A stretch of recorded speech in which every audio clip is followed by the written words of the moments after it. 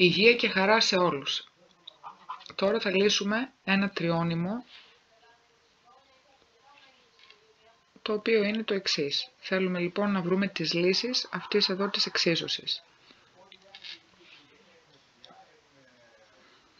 Αναλυτικότερες πληροφορίες επ' αυτού έχουμε πει και προηγουμένως.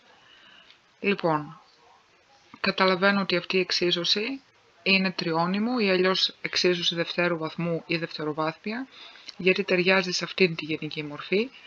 Άρα σύμφωνα με ό,τι έχουμε ήδη συζητήσει, πρέπει σε πρώτη φάση να βρω τα α, β και γ.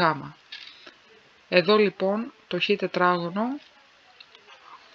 είναι σαν να είναι πολλαπλασιασμένο με το 1, άρα το α είναι 1. Το β είναι -4, ο συντελεστής του χ, και ο σταθερός όρος, αυτό δηλαδή που δεν έχει δίπλα του οτιδήποτε με χ, είναι το 4.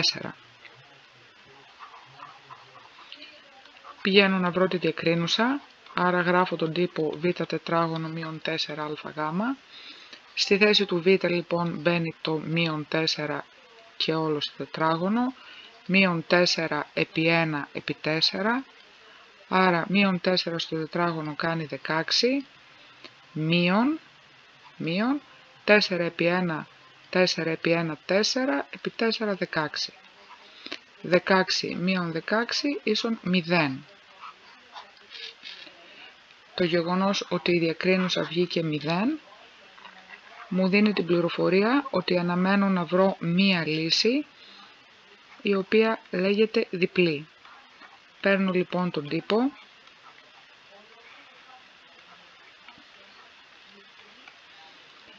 οπότε έχω το μείον είναι το μείον του τύπου, το β είναι το -4, άρα εδώ θα μπει το -4, έτσι. Εδώ θα μπει παρένθεση γιατί δεν μπορώ να έχω συνεχόμενα πρόσημα, συν πλην ρίζα 0, προς 2 επί 1. Αυτό όλο είναι 0, άρα όλο αυτό είναι σαν να μην υπάρχει, δεν χρειάζεται δηλαδή να το γράφω.